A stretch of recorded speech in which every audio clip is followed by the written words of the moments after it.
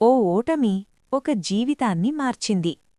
హైదరాబాద్లో రాజేష్ అనే ఒక సాధారణ వ్యక్తి ఉండేవాడు. చిన్న సాఫ్ట్వేర్ కంపెనీలో జాబ్ చేసేవాడు. భార్య, ఒక చిన్న కుమార్తె. సంతోషంగా జీవితం సాగుతోంది.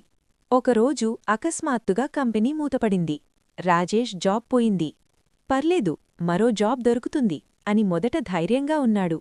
కాని 1 నెల, 2 నెలలు, 6 నెలలు గడిచిపోయాయి. ఈఎంఐలు, ఇంటి ఖర్చులు, పిల్ల స్కూల్ ఫీజులు, ఒత్తిడి పెరిగిపోయింది.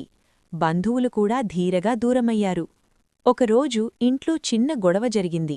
భార్య కంటతడి పెట్టి ఒక్క మాట చెప్పింది.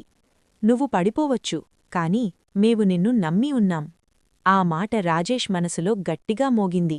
అతను ఆ రాత్రి ఒంటరిగా కూర్చుని ఆలోచించాడు.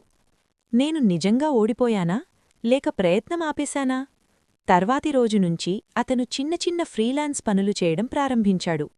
రాత్రిళ్ళు నిద్ర లేకుండా కొత్త స్కిల్స్ నేర్చుకున్నాడు. సోషల్ మీడియాలో తన సర్వేసులు పెట్టాడు. మొదట నెలకు 5,000 రూపాయలు మాత్రమే వచ్చాయి. కాని అతను ఆగలేదు. 1 సంవత్సరం తర్వాత అతనే చిన్న టీం ఏర్పాటు చేశాడు. ఇప్పుడాయనకు స్థిరమైన ఆదాయం ఉంది.